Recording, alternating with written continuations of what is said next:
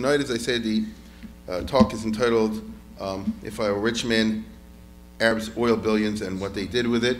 But I'm going to have to spend the first third of it cleaning up or finishing up what we talked about last time, which is with Kissinger and Nixon.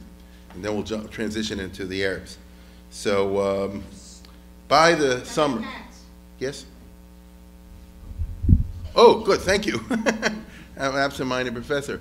Yeah, we're going to have, as you can see over here, we're doing, if you're interested, I hope some will be interested, we're going to be doing a little medical conference in my shul in a couple weeks on a Sunday night. And as you see, we have a bunch of distinguished physicians over there, and then there's me. And, well, I'm not a, whatever. Anyway, you might find, those who've come to the ones we've done before always found them very interesting. I'm going to speak on a history topic. I'm a doctor of history, and when you're that, you don't want the other person to recover. You know what I mean? But I am interested, among other things, in the famous phenomenon of Italian Jewish history, in which you had real MDs, certified, who were significant poskim, in a world of kind of a Haskalah that we spoke about last summer, which is very religious at the same time, combined with a very serious education, but I'll just whetting your appetite. And the good news is unhealthy refreshments will be served. You know, okay. Now, thank you. Okay. I think I'm in charge of that. But anyway, now to get down to what we're here for tonight. By the summer of 1974, Kissinger, we spoke about this last week, was at the peak of his fame. Many of us will remember that, having pulled off the Syrian disengagement treaty in May of 1974. Just to give you a time frame, Nixon quits in August. So we're talking about May. By his tireless and endless shuttling and tireless and endless consulting with all the many different Arab heads of state, Kissinger made the United States of America the #1 superpower looked up to in the Middle East. That's extraordinary. It was a dramatic reversal of the situation that Kissinger and Nixon had inherited when they came into office in '69. At that time, perhaps you will recall, that all the Arab countries, almost, were on the Russian side. As a matter of fact, most of the Arab countries had broken off diplomatic relationship with the USA as a result of the Six-Day War. And so, instead of, like in John Foster Dulles' time, the United States regarding the Middle East as a barrier keeping the Russians out, it was the other way around. And by '74, the Russians have been not kicked out of the Middle East, but they've certainly been pushed aside, and it's America that everybody wishes to engage with. Now, of course, the corner of the realm is Israeli withdrawals. They didn't do it because they liked the USA, and because they liked the Star Spangled Banner, but because the United States had proven, and was in the process of proving, that they are the only country that can get Israel to pull out of anything. That's the disengagement that we spoke about. So all of a sudden, America's great. At the same time that this was happening, the Nixon-Watergate situation got worse and worse. So hence, the extraordinary contrast, or dissonance, between Nixon domestically versus foreign policy. By the summer of 1974, as Congress was slowly and inexorably working on the impeachment process, Nixon had raised the USA to an unprecedented level in foreign policy. I remember this, and perhaps you do. It was such a strong contrast. Consider, for example, let's go to the next one. He pulled off détente by '74. He had détente with Russia, friendship with China, ending the Vietnam War, finally ending the East Berlin business, which was such a headache in the '60s, if you recall. Negotiating peace in the Middle East, reestablishing diplomatic relations with Egypt and Syria of all countries, right? Gaining popularity among the Arabs, even as Nixon supported Israel, right? They were cheering, as you'll see in a minute, the guy who just sent all the weapons and was continuing to send things to Israel. I mean, that's quite a remarkable level. Sadat, right after the disengagement agreement with Syria, in other words, in the beginning of June of '74, again, June, July, August. By August, Nixon is out. So the time frame is remarkable. In June, Sadat invites Nixon for a state visit, and he turns it into a mini version of the China visit. Okay? I don't know if you remember. Nixon, and this American leader in an Arab country, comes over here. Not only the usual thing, millions and millions pour out on the way, on the street. Very few people had such a gigantic reception, right? This went on for miles and miles and miles. Now, it's true in Arab countries you can get a rent-a-crowd. But as Sadat said, he said, I can't make them smile. No, seriously, you know? You can go and do what you need to do. But here, Nixon was genuinely popular because the Arabs, at least at that time, not today, but at that time, wanted to like the United States. Okay? That's what you see over here. Okay, we can go to the different palaces. We can move to the next one. More unbelievably, from Egypt, he goes to Syria. Syria was a place they'll shoot Americans, and Nixon gets, of course, this big reception from Assad. In other words, he went first to Saudi Arabia, as you can see over here. It's King Faisal. This is in Damascus, of all places. Okay? Now, there you didn't have giant crowds, because in Syria, they don't allow that under any circumstances, you know. They're afraid things can get out of hand, and they're right. But by the standards of the Middle East, this was an enthusiastic welcome. Okay? When you consider how vicious the enmity had been,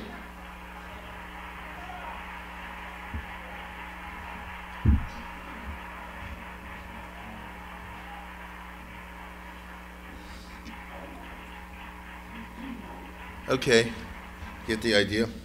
And then what happened was, let's put it this way, that Assad, who was no Sadat, keep these guys apart. President of Syria was a hard-nosed negotiator realist. So when he had Nixon in his hands, they pressed him for a statement of a clear American commitment to Syrian recovery of the entire Golan Heights. Basically, he said like this, here's a paper, you want to sign it? I'm serious.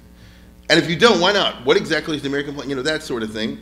Now, Nixon hated these direct pressure situations. Most people do. And Golda Meir never did that. They're very interesting. If you study the relation to Nixon, she never put him on the spot or anything like that. If Nixon was here and she was angry, she would scream at Kissinger or Rogers. You understand? No, that's smart.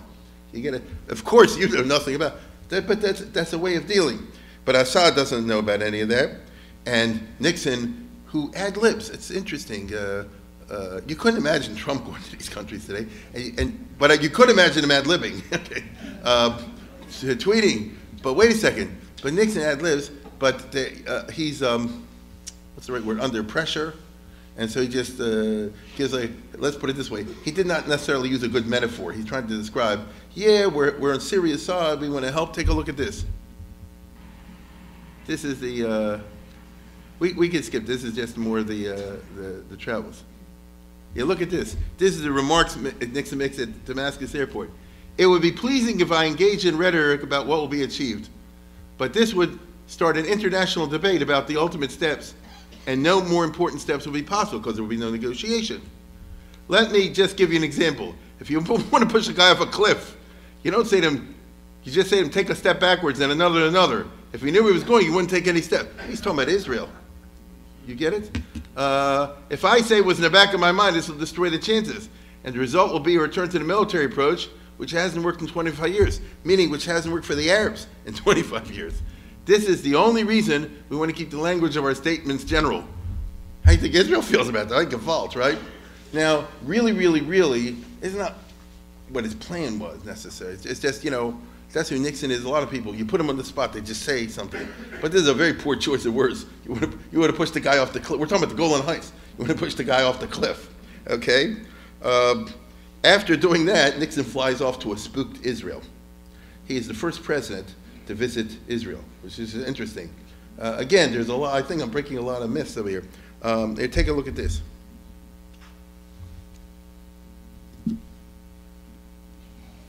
Right after the Yom Kippur War again.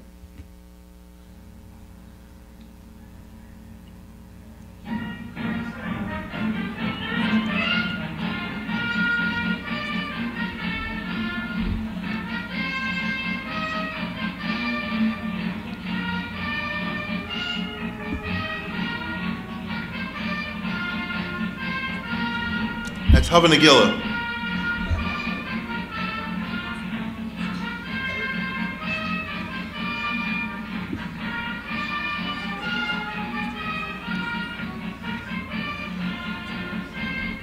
That's the president of Israel, Katzir, at the time.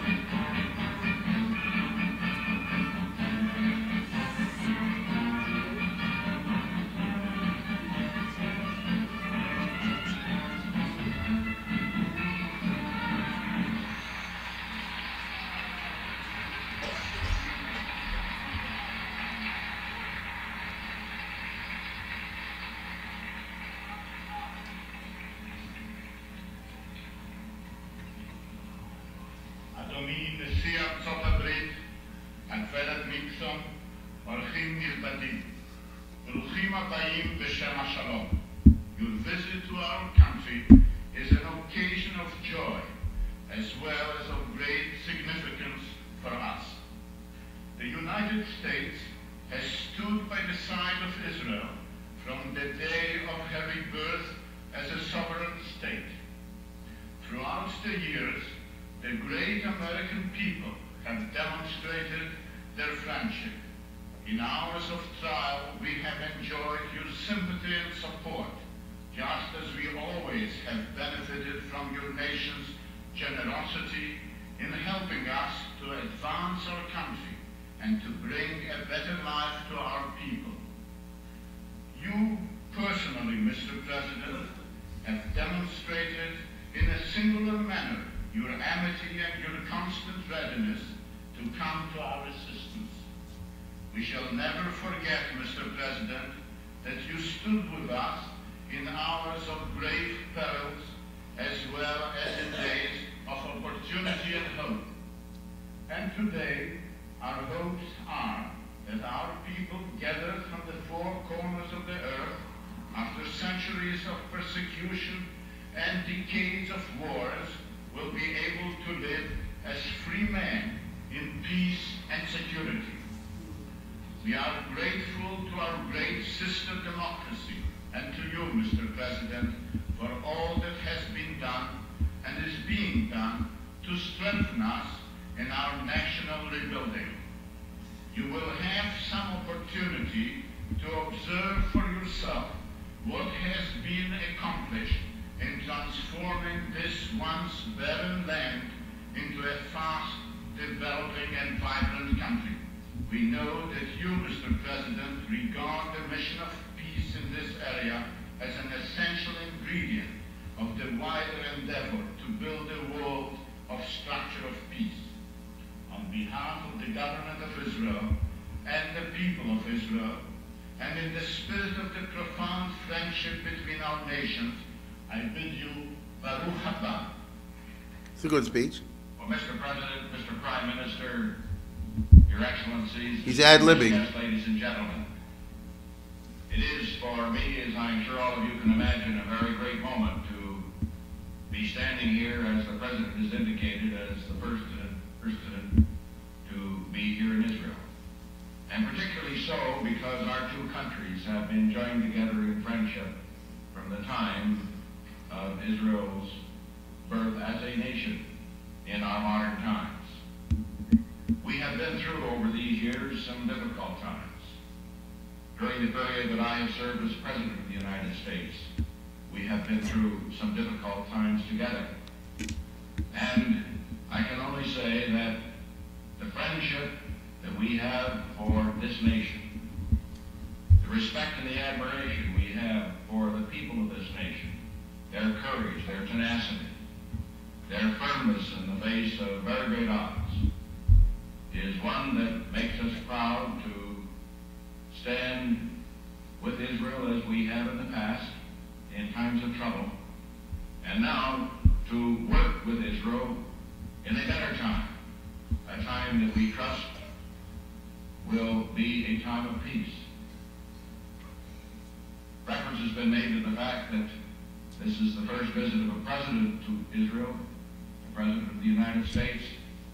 It is, of course, not my first trip to this land. I was here in 1966, and then at the very end of the June War in 1967.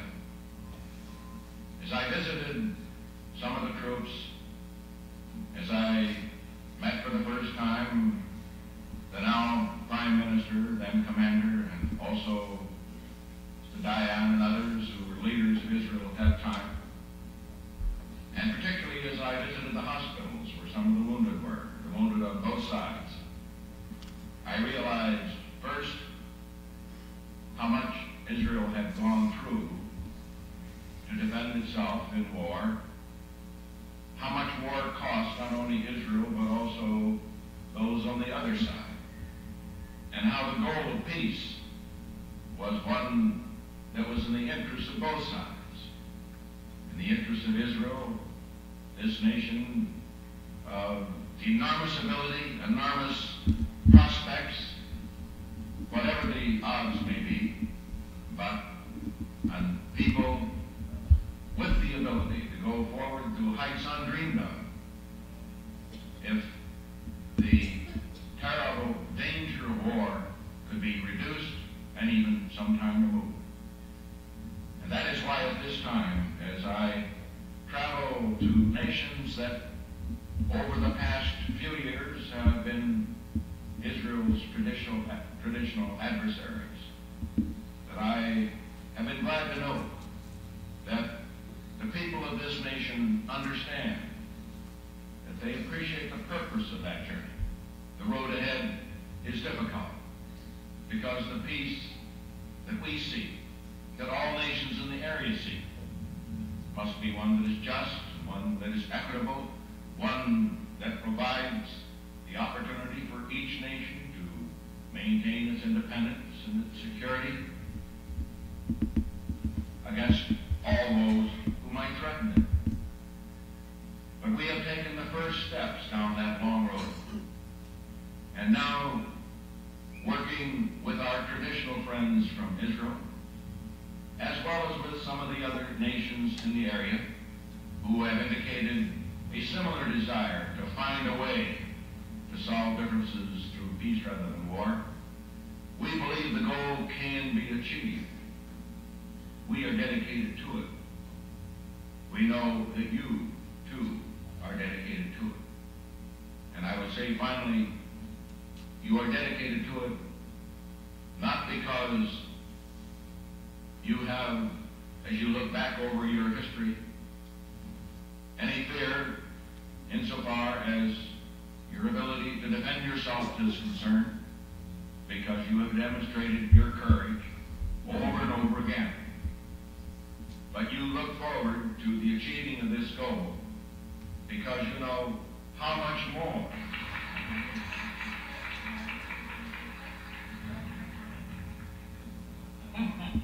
Okay. Anyway, the point is like this. I was just kidding when I said I'd push you off the cliff. That's the meaning of those words. Now, by the way, that's not bad for ad-libbing. Agreed? That's just impressive. No, I don't think politicians today can do that. They got to. It's just interesting. We always think of him as a bumbler. It's not so. Now, and then he has a very interesting, a remarkable speech he gives at the Knesset, where they have the state banquet, the formal affair, which is online. Take a look at this. Obviously, there's a lot of blather, but there's also not. He said, with a very great occasion, this and that, the other, the usual stuff, and he proposed a toast to Golda Meir, and that's the idea. I discussed the matter with him. Great privilege. I've been to 80 countries, met most of the leaders. Some were called great, near great, and so on and so forth. All I can say is over here, no president, no king, no prime minister, any other leader has demonstrated, in the meetings I've had with that leader, greater courage, intelligence, stamina than Golda Meir, which is just interesting. Now let's go on. Let's go on. And then he says, presidents could do it. Yeah, Golda Meir says the president can say anything he wants. But the point is like this. Here we go. Read this. This is Nixon. In responding to very eloquent remarks, it gives me opportunity to reflect for a moment. Now this is ad-libbed. That's my point. This is all on the spot. He said, in responding to the very eloquent remarks the president got here, gives me an opportunity to reflect for a moment on the contribution made to my country, the USA, by those of Jewish background. This is Nixon. Okay? I could mention them in many fields, and their names are legion. Their accomplishments, in many cases, certainly exceed those of any group that we could possibly imagine. Look at that. Okay? And I suppose that sometimes those who do not know America and do not know our system wonder how it happens. We have no quota system. We don't do it because we're trying to recognize people, because they happen to represent a particular group in society. Oh, there's some of that in politics. There always is.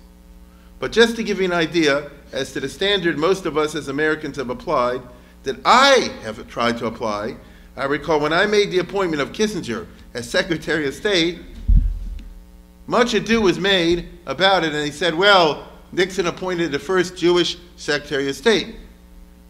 And I can say to those in the audience here, I appointed him not because he happened to be of Jewish background, but because he was the best man for the job, and he's proven to be the best man for the job. You think this was, I don't know, Roosevelt or something talking, right? And when we speak of program for peace, that's the main element of it. He has more about there, but it was just a very thoughtful kind of set of remarks. However, that's in public. When he gets in private, okay? No, you don't know what I mean. When he gets in private with the Israelis for negotiations, okay? With the new prime minister. The day Nixon arrives is around been started, or the day before, okay? Golda was out like a day or so before Nixon. That was the last day. And so now it's Rabin with his new security cabinet. Then, now you have talk turkey, as they say. And look what he says. Let's go to the next one. We really feel, this is Nixon, we really feel that the days when when Israel felt very comfortable with a relationship with the U.S., where we supported Israel, we were going to be Israel's best friend, and where your immediate, more warlike neighbors, Syria and Egypt, were considered to be the enemies of the U.S., those days, some might say in this country, and many of our good friends in the Jewish community in the U.S. say it now, which is not true. Let's go back to the old days. Let's just give us the arms, and we can lick all of our enemies and the rest. I don't think that's a policy. I don't think it's viable for the future, because time is going to run out. So basically saying like this, you got to do some withdrawals over here. Okay, that's what it is. So it's very interesting, the public and the private, and it leaves us, let me put it this way, it left Israel very nervous. I myself remember this, very nervous, what's going to be the next move. And Yitzhak Rabin responded very cautiously. He says, I hear, but we have to be careful. We can't make military moves that'll be dangerous, and so on and so forth. So you can almost say, will the real Nixon please rise? You understand? It's very interesting. And as a president, I'm talking about as far as Israel and the Jews are concerned, in my opinion, which I think you see reflected in my talks, Nixon was bad in word and good in deed. He certainly said a lot of bad things about the Jews, especially behind closed doors. No question about that. But he also said, but that's not all he was. And as I said many times, history is at least to me, very interesting in this regard, because it goes against simplistic black and white definitions. You can't simply, as we often do, paint someone because he or she did this time or said that time, and now you know who they are. Life is more complex than that. Great friends of the Jewish people turned out not to be. And enemies or perceived enemies that came through when you wouldn't expect it. So I think Israel, for example, knows this very well because they had to learn this over the past 70 years. The Jewish people over thousands of years have had to learn this very well. And sometimes Achashverosh can save your life even though Achashverosh is an anti-Semite. That's the holiday coming up, isn't it? Achashverosh is definitely portrayed as an anti-Semite, and yet by the end of the story, because life is strange. And therefore don't sell anybody short, don't sell anybody long. Take each situation. You have to be optimistic, and you have to realize where the situation is. Now, we're almost done with Nixon. Like a Greek tragedy, Nixon will be gone in 8 weeks. It's the beginning of June of '74, what I just showed you. By early August, he resigns, but not without a Breuer's moment. I couldn't help but share this with you. Wait a minute. There's a movie, listen, you all know he went through a wrenching period with the Watergate because as it got closer and closer, it cracked up. That's what happened. I don't blame him. It cracked up, and emotionally and otherwise. And there are many books have been written about this. And the most famous is The Final Days, if you are old enough to remember that. And they made a movie, but I found this online. They made a movie with actors, you understand, The Final Days. And they have a scene here, and I got to show you, where Nixon is drinking and all the rest of it, and he calls in Kissinger like the night before the end. And he basically says like this, you're not a good Jew and I'm not a good Christian, but let's stop it together. And it really happened. You understand? It really happened. So it's a dramatization, but it goes to show you that famous expression by atheists in the foxhole. Take a look at this. This is the actor portraying Nixon.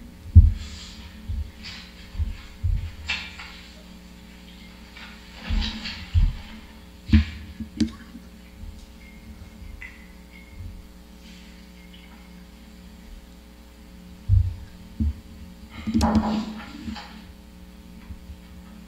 come in, Henry. As Kissinger.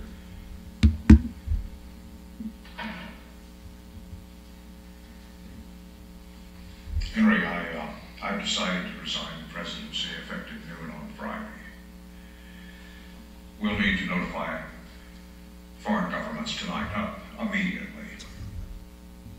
And I would like to send special messages to the leaders of China and the Soviet Union and the Middle Eastern countries. I'll see to it right away. They'll be asleep in Cairo and Tel Aviv. 8 weeks ago, they lined their streets in thousands, tens of thousands to cheer me. That was a great triumph, Henry. It was. 8 short weeks, triumph to disaster. Henry, I'm not sure I'll be able to resign. Can I be the first president to quit office?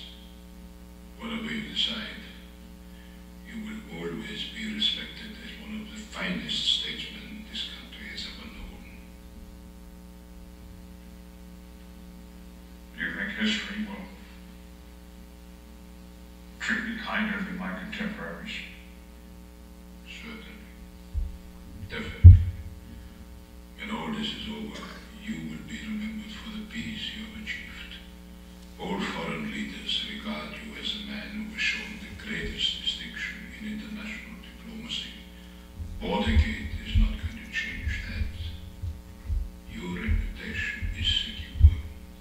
Yes, but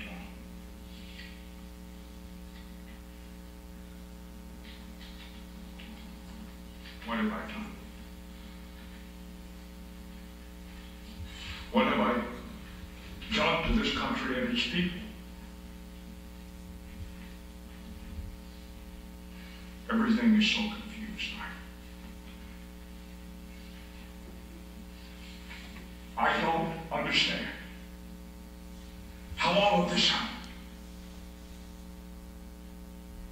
How can a simple burglary lead to all of this?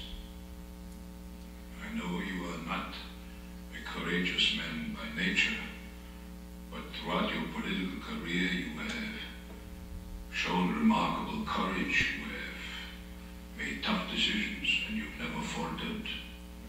Don't lose that courage now, sir. Henry, I know you're not a very orthodox Jew. And I am not an Orthodox Quaker. But we need to pray.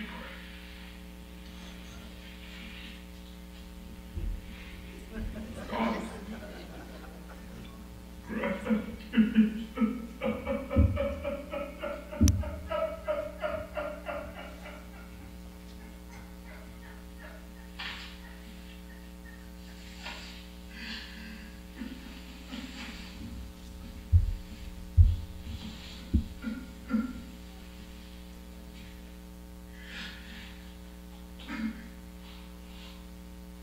what have I done?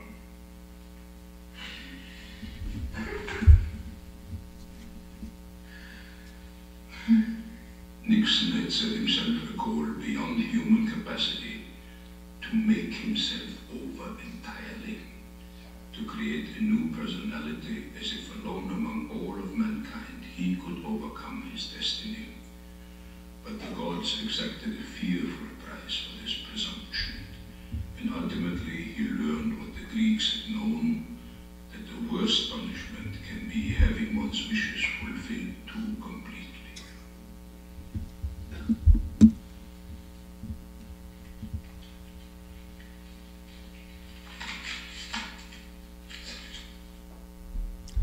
That's the Jewish spin on the end of Nixon. It's an end of, so Nixon, the next day, I think, resigned. I think many of us remember this.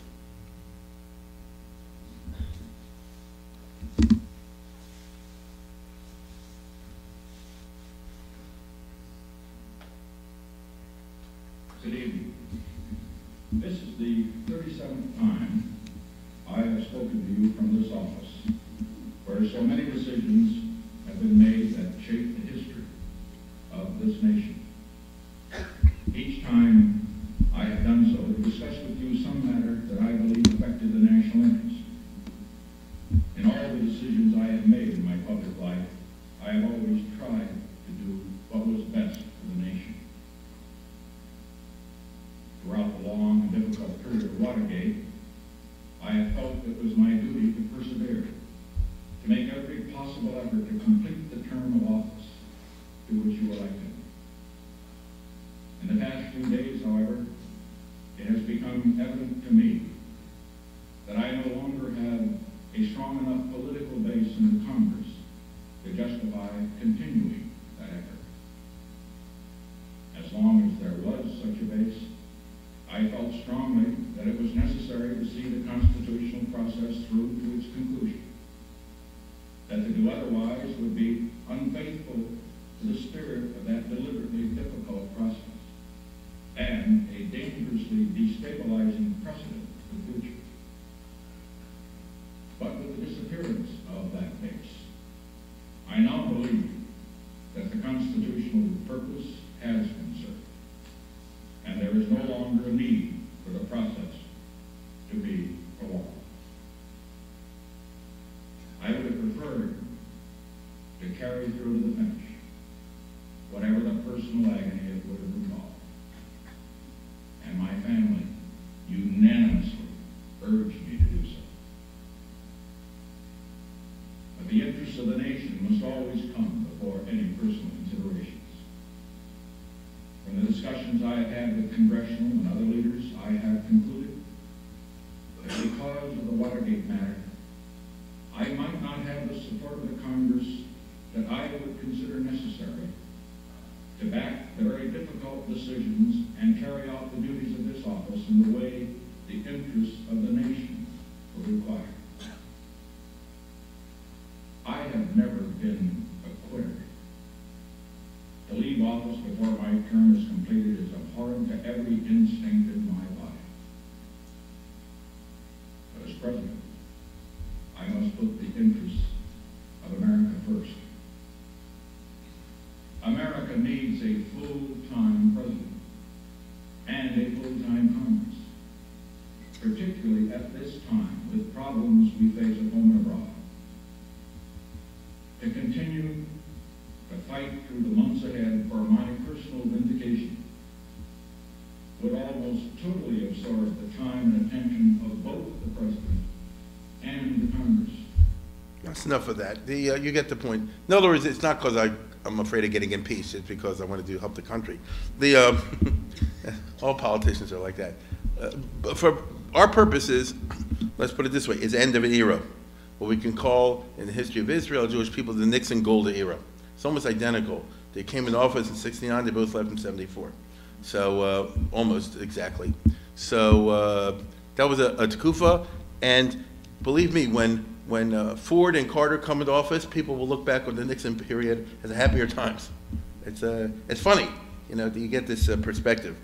But there you have it.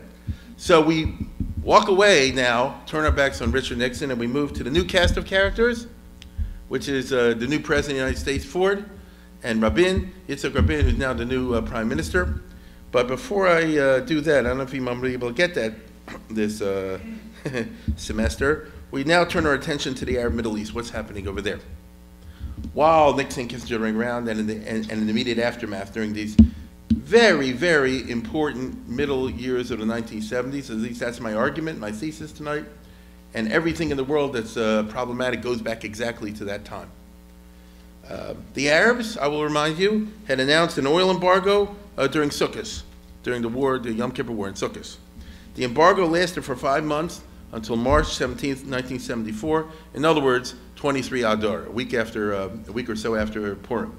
So roughly speaking, from Chol Moed Sukkot to a little bit after Purim. That's how long the embargo was. By then, Kissinger had negotiated the first disengagement treaty in which Israel pulled out of Egypt and the Suez Canal, and he was engaged at that time in March on working seriously on the second disengagement treaty, in which Israel will pull out at least from some of the Golan Heights. So the U.S. could then say, look, we're working on this, and we're trying to fix the problem, and we have results to show for it, and we're not faking. And so the Arabs called off the embargo, although the high prices stayed, okay? They jacked up the prices, and overnight, some Arab countries become rich beyond their craziest dreams. Look at these numbers over here. In the 70s, between 1971, the GDP Saudi Arabia, 1,000%. We're happy in this country if we get 3 and 4, right? It was 1,000%. The United Arab Emirates, 800%. Kuwait and Libya, 400%. This is crazy, okay? This is the economy expanding in a nutty sense and money pouring in by the millions, okay? Now, at the same time, the other Arab states remain dirt poor and remain today dirt poor. This is where the story gets interesting. I'm talking about something happened 44 years ago. The tidal wave of cash ought to have ushered in an Arab Renaissance. It should have been the realization of that often touted ideal of that 20th century idea of Arab nationalism that I spoke about in the past. Here was the theory that the Arabs themselves, their intellectuals came up with early in the 20th century, that the Arabs would create one great nation again like they did once upon a time.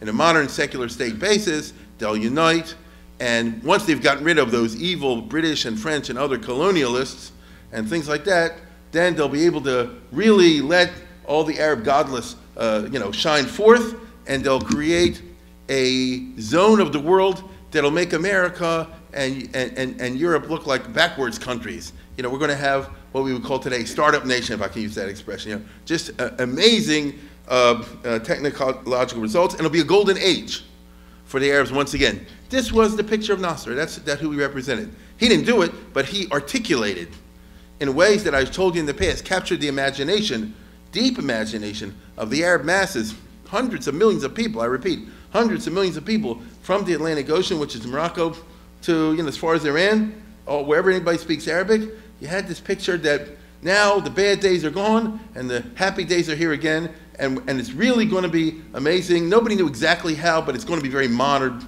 It's going to be 20th century, not 2nd century. It's going to be 20th century. I told you can see Nasser represents in his own family the modern Orthodox, you understand? And no, seriously. And this whole idea is they'll still be Arab, they'll still be Muslim, but it'll be very progressive, as we would say today. Nasser was a socialist, for example, and things of that nature. What ought to have happened in the 70s was the creation of a United States of Arabia, or Araby, funded by the oil revenues. That would have fostered visionary economic integration and prosperity, a paradise on earth. In other words, they would imitate the 13 colonies. All the countries would gather together in one grand confederacy of one form or another, Morocco and Algeria and Tunisia and Libya and Egypt and the Arabian Peninsula and Syria and Iraq, et cetera, et cetera, et cetera.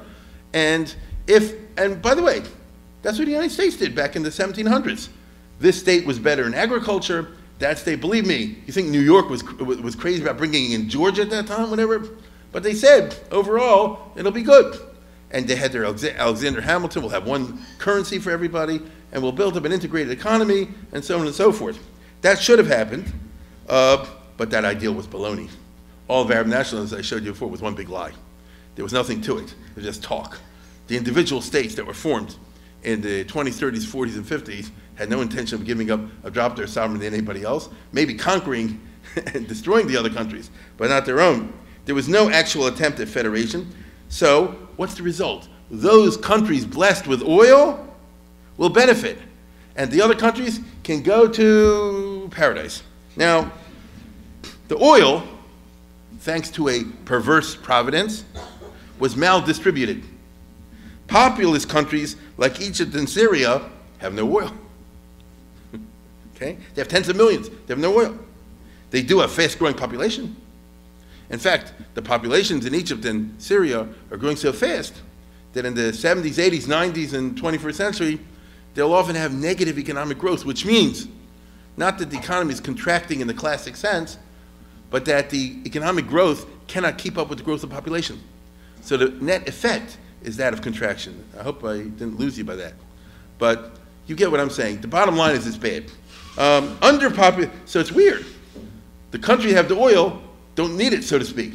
They're the countries that have the big population don't have the oil. Underpopulated countries like Libya, Kuwait, the Gulf Sheikdoms have zillions. They don't need it. Okay?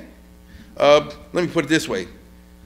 What was the population of Saudi Arabia in 75 in the middle of all this oil junk? The answer is 6.5 million.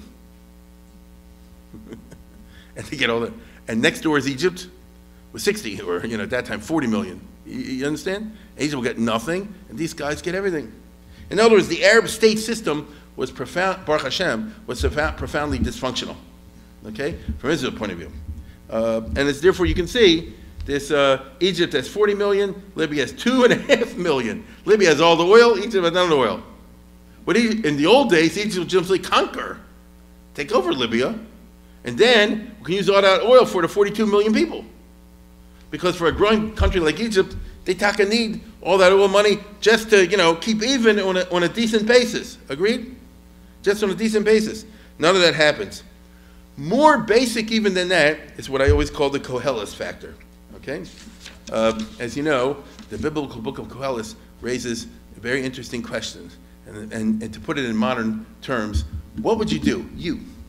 What would you do if you won the Powerball lottery? Right? Don't have to work anymore. Hundreds of millions. So what the heck do you do for the rest of your life? It's a fair question. And Koheles raises the question. At that point, you better go to college and get a degree in philosophy. You understand? Because then you go straight to St. John's and read up the classic of philosophy to determine how does one determine what he or she wishes to do in life, and how you define the good life, the constructive life. Or do you sleep for the rest of your life till 12 every day, because you can now.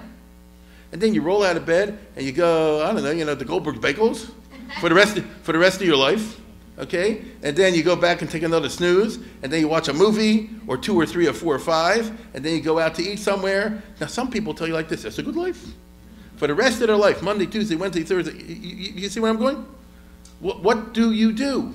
Now, most of us, Baruch Hashem, don't have that problem. We're all poor. We got to work for a living.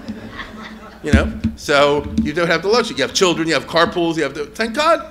So you don't, you're by the time it's all over, and today, Baruch Hashem, the grandparents also got to work, right? So you got to help out. So that's a good thing. So you don't get to philosophize. All you ever do is hear Koheles, maybe, if you listen, on Sukkot. But if you actually take the trouble to read and ask the questions, well, what does he say? Whoever loves money, kesef lo yisbe kesef, knows, how do you define who's rich? Okay? Doesn't he say wisdom is better than folly? Yeah, but who has wisdom? People don't want wisdom, they want cash, baby. Right? You keep the wisdom, give me the ticket. Give me the ticket, you keep the wisdom. But is that true? Okay, I've seen all things under the sun, hevel, havolim, akol, havel, and doesn't Koheles talk about the fact that people get rich and then their kids are bad and the money turns out to be a curse and all the rest of it? I mean, we know all these sorts of things. Ordinarily, it's just me standing up here spouting. The Arabs all of a sudden had a windfall. And so the question is like this. So what if you're some stupid sheikdom, it got trillions and schmillions? So what do you do? Right? How do you define a successful life?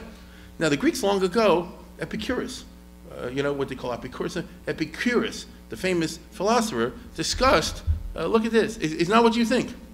Epicurus is a major figure in history of philosophy. As far as ethics is concerned, he propounded hedonism. Hedonism does not mean what you mean, the way we use it today. Hedonism holds that pleasure is the only intrinsic value, but his view of pleasure is far from the stereotypical one. For Epicurus, the most pleasant life is one where you abstain from unnecessary desires, achieve an inner tranquility by being content with simple things, and by choosing the pleasure of philosophical conversation with friends over the pursuit of physical pleasures like food, drink, and whatever. It said, no, seriously. No, I'll tell you something. You can read, no. Some people define the great life as every night going out and partying and all that. And unfortunately, you see this, I mean, I don't want to give a sermon, but in Israel, they call it Tel Aviv, seriously. Seriously, this is how you call happy. You get as much of this and that and the other as you can get in life. And then you die. Okay? So so the one that dies with the toys, or whatever expression is. But is that true? Do you then have a happy life? So she says yes. Okay, so she wants, okay. I'm going to give you the Epicurus Prize. Now, as we all know, Shalom Aleichem, in his way, made gentle fun of it as if I were a rich man, right? Wait, before you see it, what's the song about? He's a poor guy. You all know it. He's a poor guy, and he's imagining what he would do with the, meaning he's got a plan. I know it sounds funny, and I know it's just a Broadway stupid musical and all the rest of it, but it captures Shalom Aleichem. The original writer captures what did a Jew once upon a time think he'll do with $1 zillion. It's not going to be wine, women, song, and partying, and this and that and the other. I sit in this and I pray. I could have this. You understand? Those are basic human values of his culture. Take a look. To death. Oh, dear Lord. You made many, many poor people. I realize, of course, it's no shame to be poor. But it's no great honor either.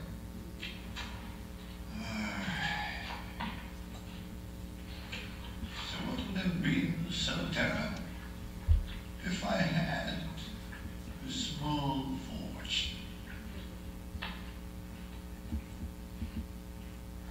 If I were a rich man,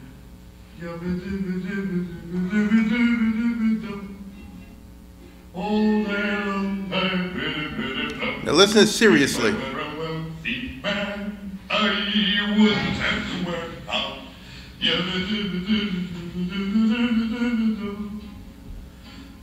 I were a bitty rich, idle man, I'd build a big tall house with rooms by the dozen, right in the middle of the town.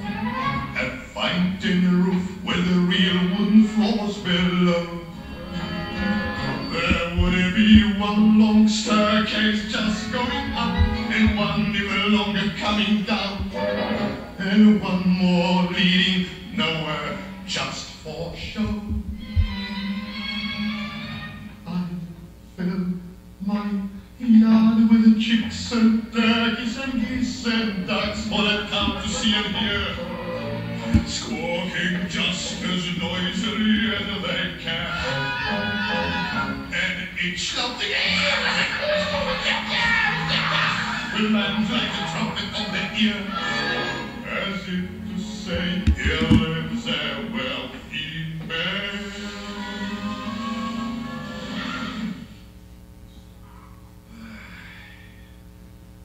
If I were a rich man, yabba-dibba-dibba-dibba-dibba-dibba-dum, all day long, biddy-biddy-bum.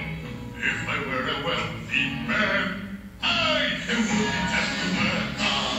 Yabba-dibba-dibba-dibba-dibba-dibba-dum. If I were a bit rich, idle-diddle-diddle-diddle man, I see my wife, my golden, looking like a rich man's wife with a proper double chin, supervising meals to her heart's delight. I see her putting on airs and strutting like a peacock. Oh, what a happy mood she's in, screaming at the servants day and night. And most important, many time will come to fall on me. They'll ask me to advise them, like a Solomon the wise. If you please, Reletarian, pardon me, Reletarian, posing problems that would cross everybody's eyes.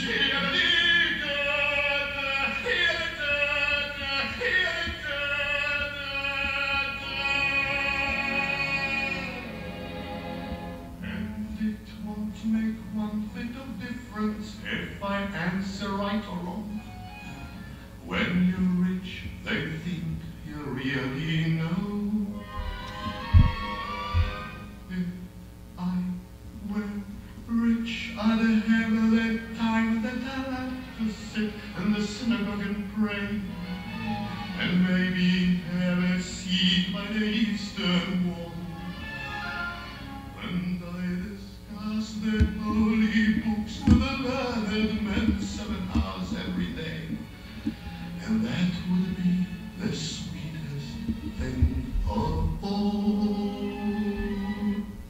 He's got a plan, right? Right? Wait a minute. Some ridiculous, some sublime. Some ridiculous, some sublime. It's not a plan to be an oil sheik and go and live it up in Vegas. You understand? It's not about the rest of your life spending a party, even though it's a play and all the rest of it. But you see my point. Now, how can we now enter into consideration of a fascinating set of questions which boil down to this. Can societies create prosperity without freedom? It's a good question.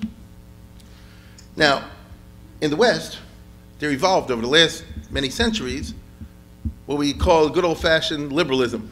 I mean liberalism not as the term is used today, but of course in the 19th century with the capital L, represented by Gladstone and so many others, you know, and Cobden and John Stuart Mill and all the others. What is this based on? Capitalist, old school, market economics, minimal government interference. There's always some government interference, minimal government interference, with the idea being you can't get economic growth without freedom. You can't have it without freedom. It has to be political freedom, people say what they want.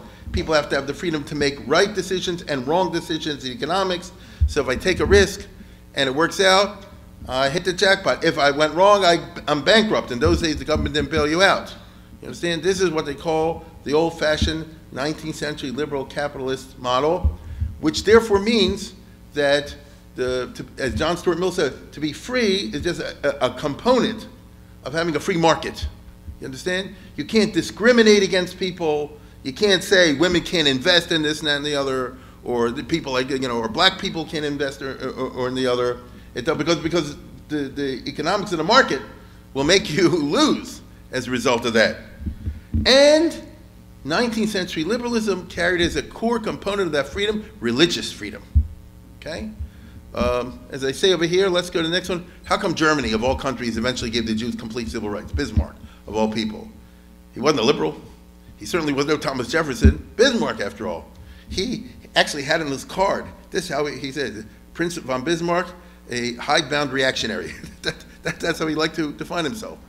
But he said, it was 1869, 1870, he says, Germany cannot become economically progressive and expand if it has religious discrimination.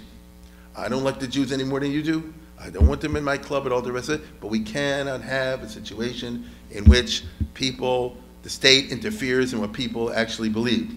If you're a constructive member of society, if you pay your taxes, they say today, and obey the laws, then you can engage in any area of economic activity. You can move wherever you want legally. You can move wherever you want. You can go to any college, university, technical school that you want, and get involved in any situation you want. And unfortunately, that is the price that is necessary to have the natural economic forces cause a prosperity and expansion. And by the way, it worked for Germany like a charm, didn't it? Okay? From the time Bismarck did that, the German economy was 10% a year. Hear what I said?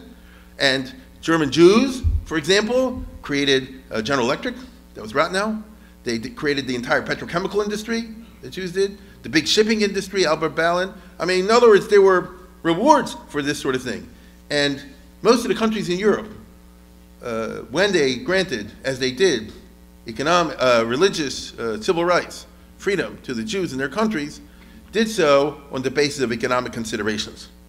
There's only one country I know that did not do it on basis of economic consideration. That's the United States, because it was created beforehand on basis of human rights. It's a different notion, right? It's coming from a different place. But all the European countries ain't coming from that place. They're coming from cash. Okay, you know, that works too, if you're the beneficiary. And so, capitalism therefore requires democratic government. That was the lesson of the West. This happened very gradually in Europe, but it happened. So even today, Russia isn't there yet, but they're not communism anymore, and you know, you never know with Putin, but you know, who's the richest guy in the world, of course. He said, but they're moving there half an inch by half an inch, you know. But even Russia has had to say, communism doesn't work, we need some kind of, I emphasize, some kind of democratic system and some kind of elections and all the rest of it. And you know, it's problematic, obviously, but that's the direction that they have to head. And to the degree they do, they move forward. To the degree they do not, they're backwards, right? On the other hand, we all know capitalism is very far from perfect, right? We brought the Great Depression and so forth, the boom and bust cycles. And that itself led, of course, to all kinds of modifications, like Roosevelt and the New Deal. You know, how about sharing a little bit of a little bit for the poor? I understand all that. Now, this is the Western story. Many attempts appeared in the 20th century and even before to try to create a system that offered prosperity without freedom, which were terrible, okay? That's what Hitler did. He tried to create a society in which he offered prosperity. That's Stalin, Mao Zedong, and all the others. It turned into the opposite, by which I mean they didn't have freedom and they did not have prosperity, okay?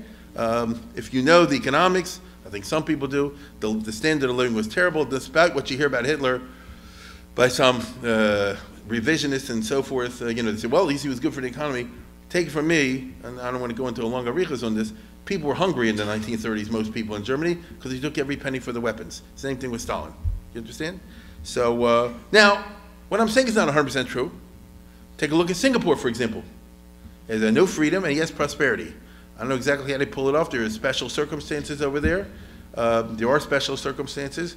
And this is Lee Wan Q and his son, who's now dead, right? So it's a Tammany Hall, but nevertheless, and it's a city. But, so it's a different model. But having said that, like that, they're getting the prosperity, no question about it, and they don't have the freedom. Although even Singapore, I believe, is moving slowly in the direction of a greater democracy. You'll have to ask the Lehmanns; they go there all the time. Now, or until recently, anyway. China is a very good example, isn't that right? That's the great question about China. Can they pull it off? Can they pull it off? Can they have a long term where the Communist Party is ruling everything and still have the prosperity? I get it. That's the question. One of the big trends of the last century was a set of attempts by dictatorial regimes to retain dictatorship but obtain modernization and prosperity. As I said, China is a good example. The Arabs are one element of this phenomenon. So you can bracket Peter the Great and King Faisal. Both of them were dictators. Both of them intended to keep the autocracy, and both of them worked very hard. They did, to try to modernize their countries within a dictatorial framework, okay? By not allowing from the bottom up, but by bringing in foreign experts and specialists to do it from the top down. What will be King Faisal, amazing guy. I mean, I don't like him. He wanted to kill all the Jews, but he was a foreign minister when he was 14 years old, and it's not a joke. He really was. So he's quite remarkable. He visited Poland and Russia, Soviet Russia, before he was 20 years old as foreign minister, and conducted negotiations over there, and the Vatican. I mean, it's not what you think. You can't look at somebody and say, "Oh, he's a camel jockey." It's not like that. Okay? I'm saying, don't give these racist sort of stereotypes. It doesn't work like that. But nevertheless, he's a dictator. He's an autocrat, I should say. Dictator might not be the right word. And he doesn't want democracy, but he does want prosperity for his people. What will be so fascinating for us tonight is to look at the unique case of the Arabs, who in the 1970s get what other dictatorial regimes can only dream about, an avalanche of cash. Hitler would have loved to get the oil revenues, God forbid, right? Hitler was poor. Stalin was poor. Mao Zedong was poor. They denied it, but they would love to get zillions and schmillions in like that. God help us if that would have happened. Now, what do the Arabs use this windfall, or will they use this windfall, to transform their society? They can, in Arabia, for example. But do they wish to? Do they wish to westernize? Or as I put it, what would Rav Shach do if he gave him $100 billion? Would he say, let's invest in cell phones and new computer technology? Or would he say like this, $100 billion, no more mashalachim, put the money in the bank, and people can sit and learn more and more people forever and ever? You get it? Do you use them to reinforce the counter-Western models? That's a cultural choice. I know what he would do, right? It's a cultural choice. You have the ability, you have the wherewithal. So, like I said before, now comes Koheles. What do you do with the money? Now, let's get one thing straight. In the Middle East, there's no political freedom. Still isn't. There's no democracy anywhere. There still isn't. Let's start with that. It's not on the horizon. And there's certainly no religious freedom in Islam. At the most, you have a grudging tolerance, and it's always shaky. Even the most liberal of these countries, which is Egypt, will be like Hasdib bin Shaprut. Do you remember him, Boutros Ghali, who became the UN Secretary General? He was the foreign minister of Egypt for many years. No, he wasn't. He was the acting foreign minister. Just look it up. He was the acting foreign minister or the deputy foreign minister. Why? He's a Christian, a Coptic. You can't have, even in modern Egypt, a non-Muslim officially be a minister in the government. It's the same thing with Hasdib bin Shaprut back in the time of Abdurrahman. He could be the physician, the caliph's physician, and he can really run the foreign policy like a Henry Kissinger type or something like that. But officially, there has to be a Muslim as the head. So, these are the rules of the game. Other different religious groups in the Middle East constitute factors for civil war, not civil cooperation, within the context of a secular state. And so, when we look at the maps in the Middle East, I've done this with you in the past. Here's Syria, this is Sunni, this is what the Druze, I guess, over here, I can't see so well, the Shiite, and really the Alawites and more. You know what's going on in Syria, okay? Now, Lebanon, Iran isn't what you think, okay? Look at the different ethnicities and religions in Iran. They covered up very well because they're smarter than the Arabs, you understand? But they're sitting on a powder keg of their own. Even Saudi Arabia is not so religiously homogeneous. Saudi Arabia is Sunni. These are the Shiites. You got them in Saudi Arabia. It's actually a little more than you see in the map over here. It's driving them crazy. So you don't have religious homogeneity. Okay, so what did the Arabs do with the cash? Well, first of all, they do go and live it up in Europe. Here's a headline from a year ago, 2 years ago, from England, which they always kiss up to the Arabs. Blingatistic and vulgar than ever. It's that month when the super rich Arabs flock here for an orgy of spending. So in other words, they go to all the rich places in London, after this. And this year, they and their cars take excess to a new level, right? And this is from 2015, I think, or something like that. Ramadan rush. These Middle Eastern fly in to end the fasting with indulgence. You get it? They teach us about outrageous amounts of cash. Credit card processor, 73 million pounds. Oh my goodness, right? Yeah, you say, how much is this? How much is Manhattan? 2 billion. Oh, here's, put it on my card. Okay, it's American Express, and so on and so forth. Night Lord Super parades rev up outside Harrods and Harvey Nichols, and he goes on in the next page. Do we have the next? Yeah, look at this. He's on his way to the stores. The right way outdoors, they're packed with stylish men speaking Arabic, smoking. The glamorous women sitting chat over there. The parking ticket of 60 euros or whatever, that's nothing, right? It reminds me of the famous cartoon that they had in the Baltimore years ago. He said the European Union found Bill Gates guilty of some violation. There's a $600 million fine. And he's like this, can you break a billion? It's the cars, look at that gold plate. So that's one way of doing it. No, it's outrageous consumeristic spending, which is perhaps, let me tell you something. I could understand if this happened in 1975, but not in 2015. Get what I'm saying? In other words, if this was the first reaction to the avalanche of cash, so okay, you can understand. It's not right, but you can understand. It's 40 years later. 40 years later, meaning this is part of the culture. Okay? Now, this is a road to perdition, like Spain's golden age. What happened with Spain? Back in the 1500s, they took over the New World. They had all the gold mines of Mexico and the Incas in Peru and places like that. I mean, no, there's endless gold that they just shipped off to Spain. And what did Spain do? They bought goods from England. Okay? So the money started with King Philip and ended up with Queen Elizabeth. So if they're all going to Harrods, the money's starting off in Arabia and ending up in London. Agree? You see what I'm saying? So that's number one. Now, we can't be too censorious. We Jews have our own flashy tendencies. We too are Middle Eastern by origin, with all the negatives that go along with it. I have a yard site this week for my father, so I'm putting together a dry Torahs. I happened to come across a Kli Yakar, who's one of my favorite commentaries, or the oldest Ephraim anyway, and who was a strong social critic long ago. A lot of what you find in the Kli Yakar is actually from, he was a famous orator, speechifier back in the 17th century, and he always criticized, or often criticizes, the flashy indulgence of the Jews of his time. As you look on there, I'll read it to you out there, and he's always very brilliant.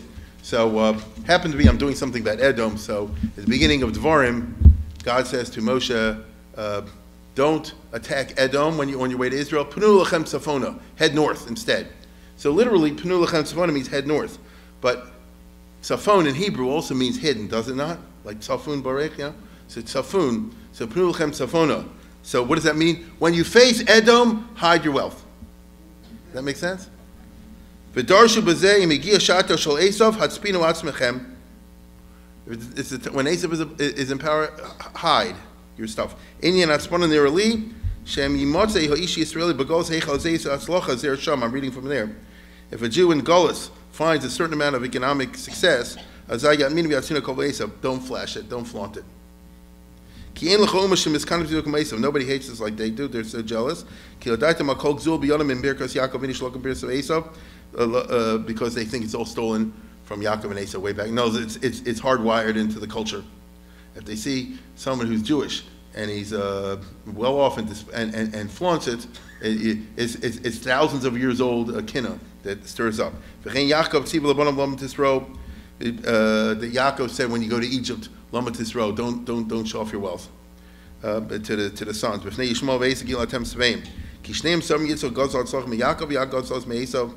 Because they all think that Yaakov stole the birthright from Esav, and Yitzchak stole the thing from Yishmael. And today we deal with Yishmael, as he says, turn towards the, not north, but turn towards the reverse of ostentation. I can't imagine what the word is, right? But you understand what I mean. The reverse of ostentation. And then the Kliyakar, writing in the 17th century in Poland, says, my friends, this is the opposite of what I see Jews do everywhere in the land where people don't like them. Anybody has a little bit of money, dresses like a zillionaire. Okay? They overdress, they overbuy, they build. We don't have this in Baltimore, thank God. They build large and flashy houses, and which if somebody would drive by and see it, would say would cause a great deal of ill will. They make them sound like they're not have a money. No, it's not that they're prosperous, but like they're super rich. They cause a lot of hatred from others. And they're violating this injunction that God told Moshe long ago in his opinion, head towards non-ostentation. And I see this, most Jews have this problem, he says. And that is the cause of all the anti-Semitism and the misfortunes that we say. It's quite a statement. Hu hamisavev is kol hakla'ah asher mitzasnu. He says, this is the cause of all the misfortune that strikes us. Hamaskilim yavinu likach musar. Those who are smart among my listeners, he says, will understand. The rest, of course, will not understand. So, before we point the finger at the rich oil sheiks, it's good to note that. But now that I've done it, I'm going to point the finger at the rich oil sheiks. Okay? Isn't it remarkable, though? It's quite a statement.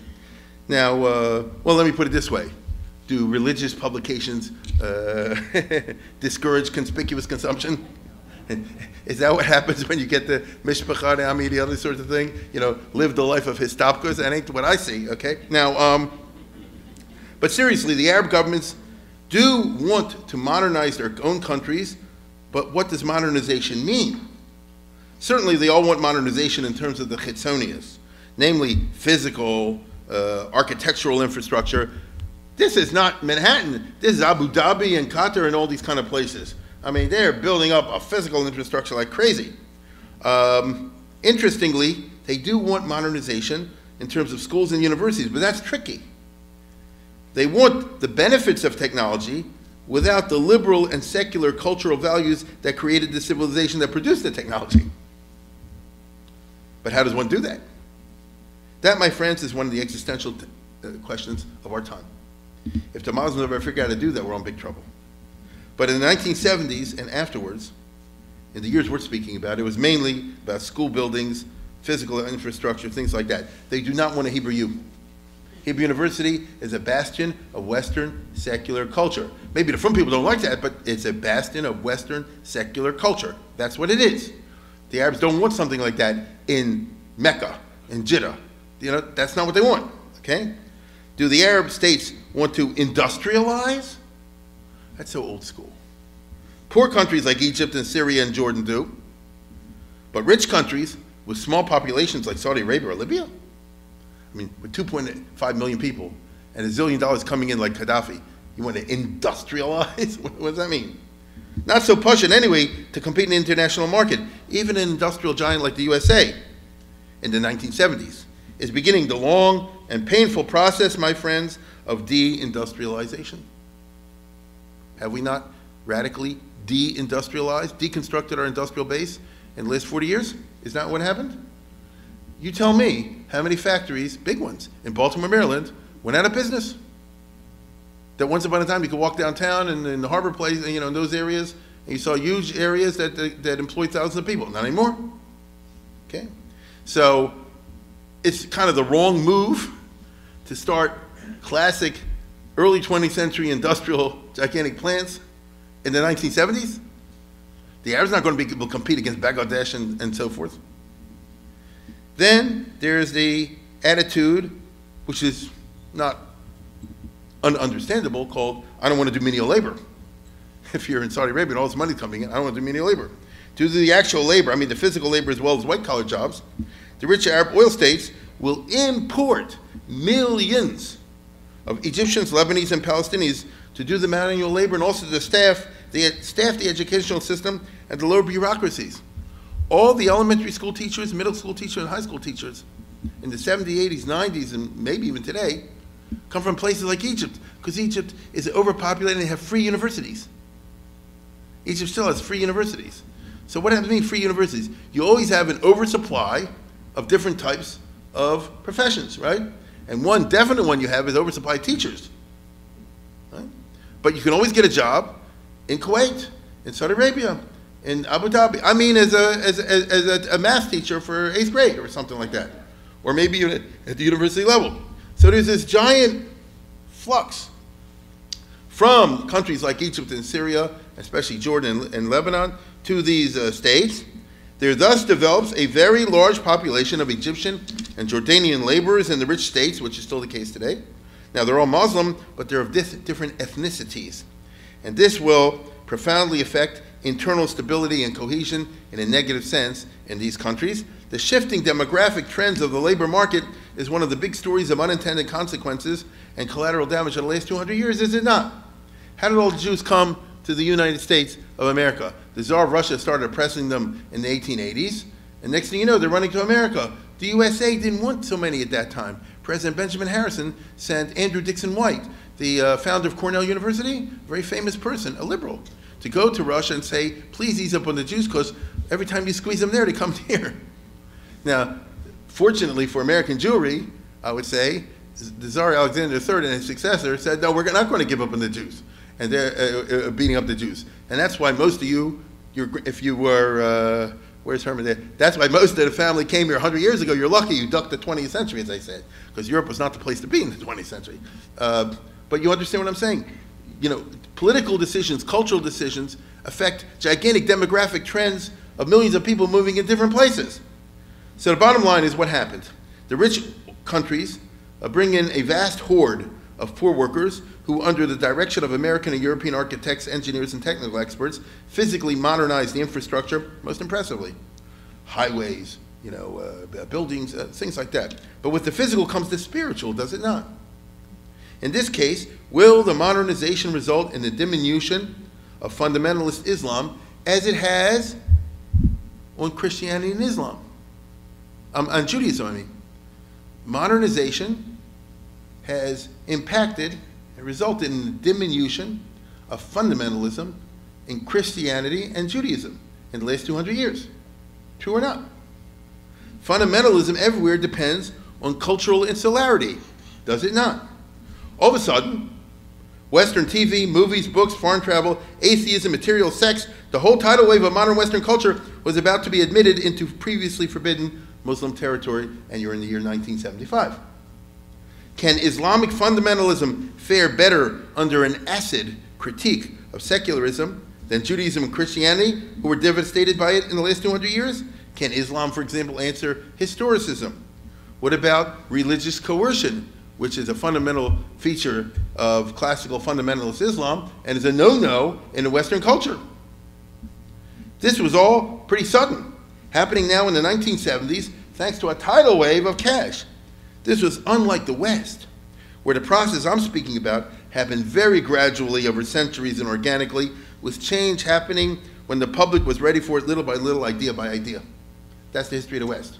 They're always pushing the envelope. Maybe you like the direction it's pushing, maybe you don't like. It's got nothing to do with it. I'm talking about the trend of the society, okay, of the culture. Here in the Middle East, it was sudden and therefore was experienced as a violent spiritual invasion. I'll say it again. In the Middle East, the religious Muslims experienced what I'm talking about as a kind of a rape.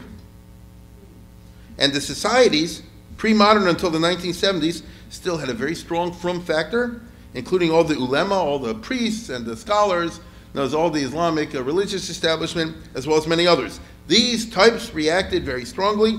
My friends, the history of the last 40 years is the history of this powerful reaction, which today threatens the very existence of modern Western civilization itself.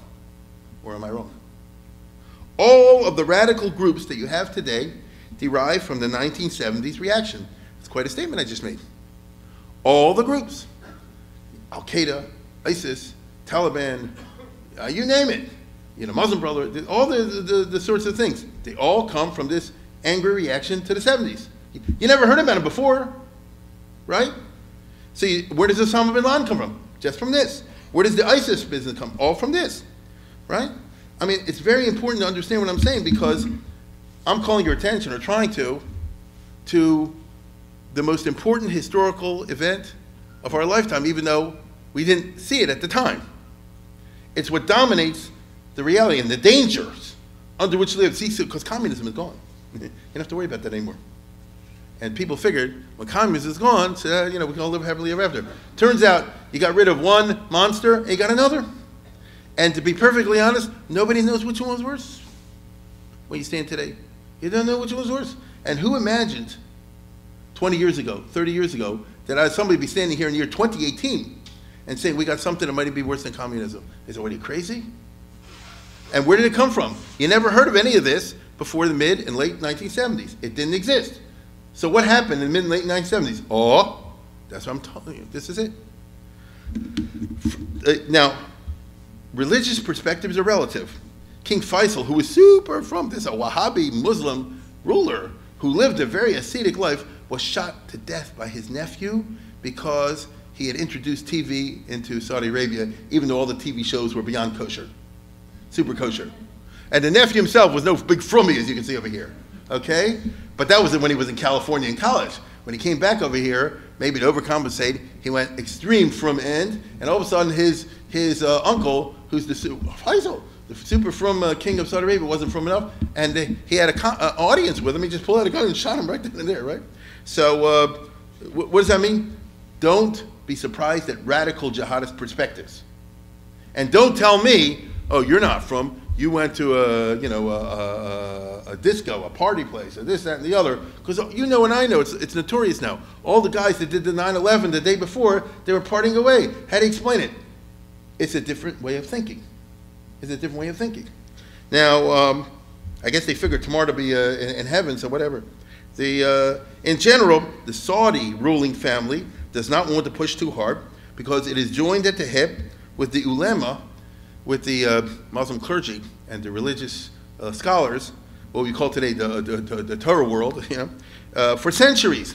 I mean, maybe you probably don't know this. Wahhabism is named after a guy named Abu Wahhab who lived in the 1700s. He lived in the 1700s. He started a reform movement, and this is in Arabia, before, in remote parts of Najd, which is in Saudi Arabia, advocating a purging of widespread Sunni practices like veneration of saints, visiting of tombs and shrines, all which are practiced in the Islamic world, but he considered them idolatry, impurity, innovations. No, he's super duper duper from. And he formed a pact with a local leader, a guy named Ibn Saud. This is in other words, the Wahhabis and the Saudis go back to the time of Queen Anne, I mean, to the early 1700s, okay? And eventually formed a pact with him, offering political obedience, abolished protection, and the propagation of the Wahhabi movement, power and glory rule of man. The alliance between these two was durable. The House of Saud continued to maintain its religious political alliance with the Hubris sect next 150 years, and so on and so forth. No, it's still there today. So I want you to understand a little bit, a tiny, tiny drop of the history, which is this is nothing new. This is who the Saudi royal family is a deal. We'll back the yeshivas, and then you let us do our thing, okay?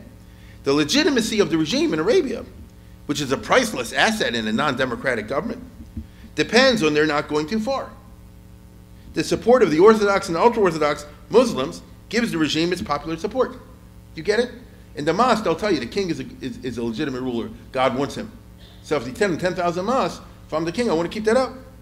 With the gush of money, the flus gush, foreign Christian technicians are flooding the country now in the 1970s. Rich people are starting to drink booze, secretly scoffing at fundamentalism. The country has become Sodom and Gomorrah in the eyes of the very religious. In an angry reaction, there begins to form groups of Saudis and other Arabs who proclaim that the kingdom has gone off the derech and is now illegitimate. This is not a joke. These groups are violent and develop an infrastructure of terror for the first time in the history of the kingdom and of the peninsula. So this is the beginning of modern terrorism, okay? Which is, metastasized, obviously. Violent rhetoric culminates in the 1970s, immediately after this, in the attack on the most sacred mosque in Mecca in 1979, an episode with the profoundest consequences, which none of us noticed. None of us noticed it, okay? And look at this. In other words, the super radical jihadis seized the #1 mosque in Mecca, and the government couldn't get rid of them. The Grand Mosque seizure occurred in November and December of '79 when Jimmy Carter was there, and extremist insurgents called for the overthrow of the government. And the Masjid al-Haram, that was the #1 mosque and so forth, and arriving one of their leaders, who's supposed to be the Mashiach, I mean it, the Mahdi, and he called Muslims to obey him. For 2 weeks, the Saudi Special Forces plus others fought battles to reclaim the compound, and I'll tell you right now, the government couldn't handle it. They evacuated you can put the video on. I'll explain as you see. The Saudi government evacuated the city. You hear what I said? They evacuated Mecca. Think about that. And that's in the season of the pilgrimages. Then they besieged and assaulted the mosque because the guys were inside. But they were repulsed for 2 weeks. Now, the Saudi Arabian army couldn't break in. In the end, this is very embarrassing. They had to call, and they lie about it today. They had to call in the French. See, you couldn't bring in America. They called in the French commandos that they took it, but it's a violation. And by the way, they couldn't do it without getting a shaila and a tshuva, I promise you, from the head Muslim posek at that time, who very reluctantly gave permission, and the French commandos had to convert to Islam before they're allowed to go in. Meaning they had to undergo a ceremony. They didn't mean it, on the spot. And these elite troops conquered the big mosque in room-to-room fighting. It was a big Khilul ha-Islam. So much so today that the Saudi Arabians said like this, it was the Pakistani. We brought in Pakistani commandos. You get it? Because they're at least, what? They're Muslims. You get it? So that's bad enough. Kedai Bizan Vakasab, to see called the French of all people. Okay? Now imagine this business. I'll tell you again, none of us noticed this. Because you can't trust the news. They usually get the big stories wrong. They miss them. I'm serious. I know everybody's stuck on it, so what are you going to do? But they really make gigantic boo-boos all the time, and this is an event of the largest historic significance, because from this one starts all the terrorism. You get it? From this starts all the terrorism.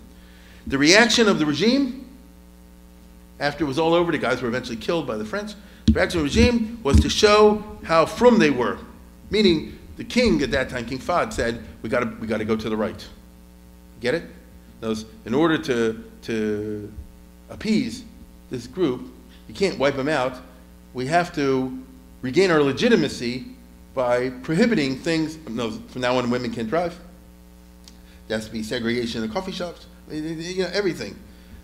They turn to the right religiously, and number two, and this is the most devastating, the government seriously bankrolls the exporting of Wahhabism, which is a cancerous move from which we're all suffering, because the Saudis want to turn, it's like the best example, even though it's not the same thing, best example is like Chabad. They want to take every shul and turn it Chabad. They want to take everyone. No, whatever the nusach is there, they'll give you money and you'll switch to you'll take their imam.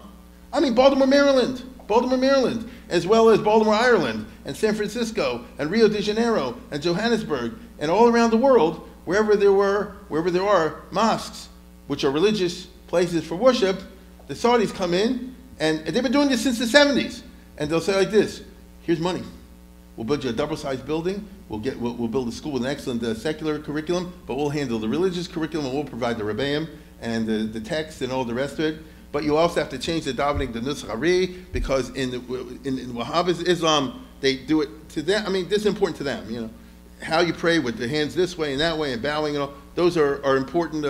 We Jews are the last people that can make fun of people for considering little things important, you know. So it matters to them. But what happens is that these places all become then headquarters for the Wahhabism and therefore the jihadism that emerges out of it. That's the problem. And so what I'm describing to you over here is this is how modern Islamic radicalism, for which we all suffer, began. It was a reaction against the perceived modernization triggered by the oil glut. Okay? And there's a direct line from what I'm talking about to 9/11 and to us today. There's no question about it. By the way, I might remind you, the people who did 9/11 were Saudi Arabian. There now begins a 4-decade process of the suppression of moderate Islam. Do you hear what I said? There now begins a 40-year process, and it's not over, of the suppression of moderate Islam by the non-moderate Islam. This is an internal business, which is a hugely important phenomenon. Even groups, as we know, unfortunately, of westernized Muslims will find that their kids are turned on by the ISIS videos. How many people ran to join the ISIS in Syria over the last couple of years? It's notorious. It's from London, it's from New York. The father's a doctor, a professor. The kids had the best schooling. They go, you know, like you say, to Gilman or something like that. I kid you, you know that. And then they see these horrible videos and they don't consider them horrible. And they run off and join. So this, and it all goes to the 1970s. There now begins this process.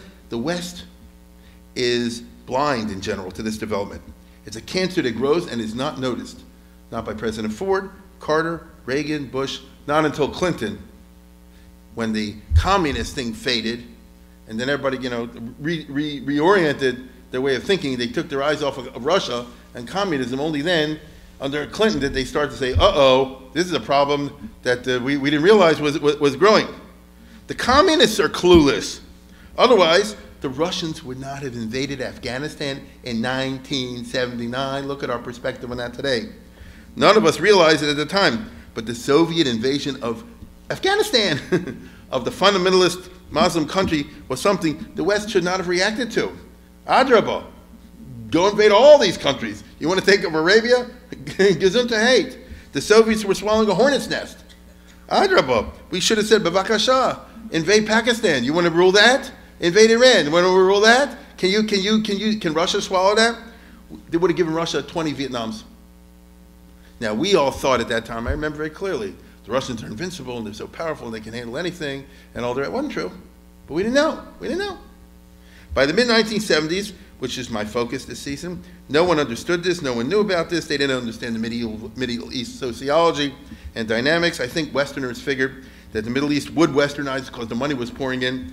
They did not understand the power of the Islamic religious right and its reactive force. They did not understand how offended the Islamic religious right was by the organic condescension of the Western culture towards Islamic fundamentalism and towards Arab culture per se. This is just part of secular society. From Jews know this. The others just look down on Orthodox Judaism as something backwards and primitive as the way it goes. And they do not realize, or they don't care, if this is considered or perceived as offensive. You get it? They don't care. Because it's part of there's pluses to the Western culture, there are minuses to the Western culture. It's not all perfect. And one of the minuses is this superiority, condescension thing, which is a real turnoff.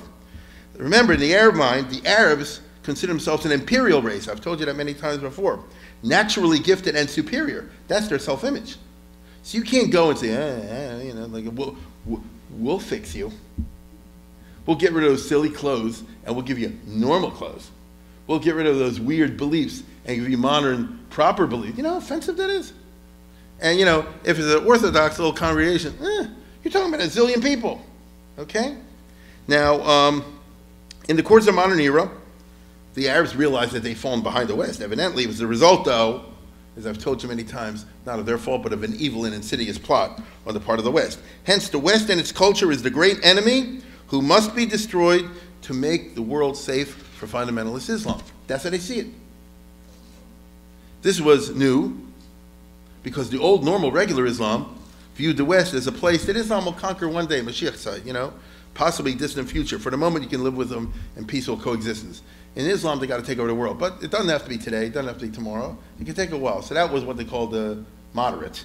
The new radical Islam does not see things that way. The Mashiach now. We will destroy the non-Islamic things now. And that's the world we live in. Has this not become the dominant reality of our time? Because we're talking about the 1970s, it's important to recall that for Westerners, the Cold War was the dominant reality. Right? Thinkers in the West and in the Kremlin could not help but filter the new reality emerging in the Arab and Islamic world through the lenses of the Cold War, which in retrospect was an unbelievably myopic way of processing reality. In other words, in Washington they figured, oh, the rise of radical Islam is great. You know why? It'll help undermine the Soviet Union in the stands. Turkmenistan, Uzbekistan, Kazakhstan, Kyrgyzstan, Tajikistan, these are all part of the Soviet Union. Good. Bring in all the extreme Muslims you can, because that'll undermine the communism. It's true, but then, and the day after, but the United States said, well, we're too busy. Okay? In Moscow, they thought along similar to the reverse lines. Good, we can use, the Russians said, for disinformation. We can spread the word, and they did, that, you know, America is the one really undermining the Islamic religion, and they want to take over the oil wells and this, and that, and the other. So, now what the two superpowers should have done was what? Join forces against Hitler again, you know, like they did back in the Second World War, because there's a bigger threat to both of them. It wasn't perceived that way. And history, like everything in life, is about perception, not only what the reality is. It's what you perceive, okay? Instead, Ronald Reagan supported Osama bin Laden in the 1980s in Afghanistan, or am I wrong? Right? Look at this. Here's Reagan. What does he say? These guys are the moral equivalent of America's founding father. Look who he's talking to. You understand? Now, why? Ronald Reagan did not like radical Islam. He was focused like a laser, you remember this, on the Cold War, which we won in a certain way. So he was focused on the Russian threat. I get that. But he went overboard, didn't he? So it turns out what he did over here worked on Russia, but then what? You see? So history is like really interesting when it comes to myopic versus, you know, a genuine visionary approaches. What can I tell you? I myself, much younger, recall reading interviews with Mossad guys in 1981. It still sticks in my memory with Ehud Yari used to do these articles. The Mossad agents were warning about what was going to happen after Afghanistan. In other words, the war in Afghanistan lasted until 1988-89. In 81, they said, oh my God, we're creating a monster over here, because all these people are being sucked in from all over the Arab world, the Muslim world, to come to fight in the Russians in Afghanistan. And then when it's over, what are they going to do? What are they going to do? They're not going to go home and watch TV. The intelligence agencies understood, but this message was not absorbed by the decision makers who were focused on the Cold War. So you see, the oil windfall of the mid-1970s led to unexpected, terrible consequences, right? The world, you didn't have this back in the, when we were young. You didn't have this kind of stuff, right? Right? This is new. This is not the old still surviving. This is new. And by the way, that's without them actually possessing state power anyway. They don't own any state. Look all the trouble they make. The West did not start to chop until 1990s after Afghanistan. And finally, after the Cold War sort of ended, and people like Samuel Huntington, do you remember, wrote about the clash of civilizations? And for the first time, Western intellectuals began. I'm talking about 1993 or so, 1984. They began to say, what is happening over here? Right? Yeah. And you see the world is now not being divided between free nations, unfree nations, communist nations, non-communist nations, but along ethnic and religious lines. And that we need a paradigm shift in how we understand the international scene.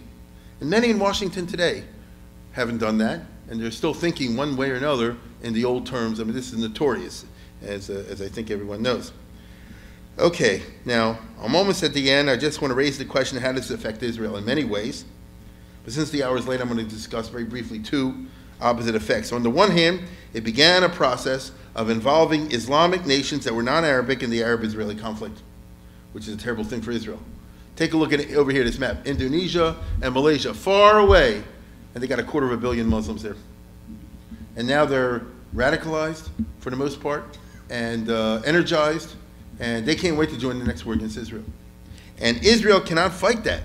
Israel's basic defense strategy since 1948 has been, since Ben-Gurion, has been to separate, as much as possible, the Arab thing from the Muslim thing. This is a fight between, if Israel can help it, this is a fight between Israel and Jordan, or it's a fight between Israel and Syria, or a fight between Israel and Egypt, or a combination of those two.